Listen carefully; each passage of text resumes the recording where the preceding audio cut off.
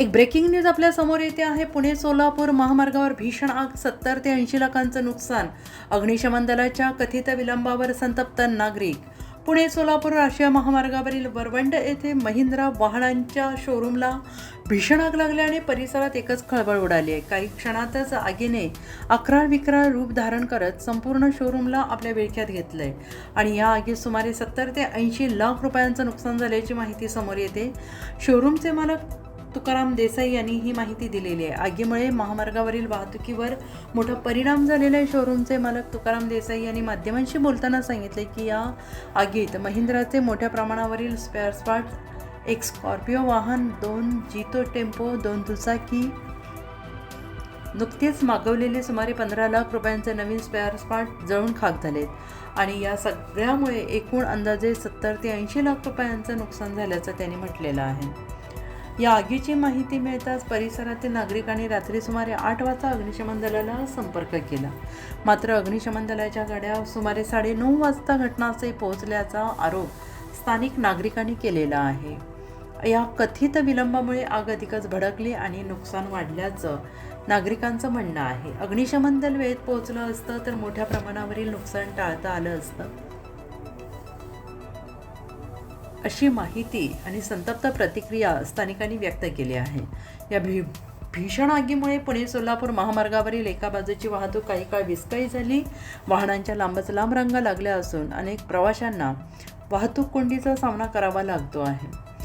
पोलिसांनी घटनास्थळी धाव घेत वाहतूक सुरळीत करण्यासाठी प्रयत्न केले. आगीचे नेमके कारण अद्याप अस्पष्ट आहे. संबंधित यंत्रणांकडून तपास सुरू आहे. दरम्यान अग्निशमन दलाच्या कथित विलंबामुळे नुकसान वाढल्याचा आरोप स्थानिकांकडून करण्यात येत असून या घटनेनंतर आपत्कालीन यंत्रणांच्या कार्यक्षमतेबाबतही प्रश्न उपस्थित केले जात आहेत. Voice of Maharashtra TV news चॅनेलसाठी उपसंपादक मुन्ना मुजावर आणि ब्युरो चीफ शमीम पठाण यांचा विशेष report. Voice of Maharashtra TV news channel आता जिओ सेट टॉप बॉक्सवर चॅनेल नंबर 2540 वर.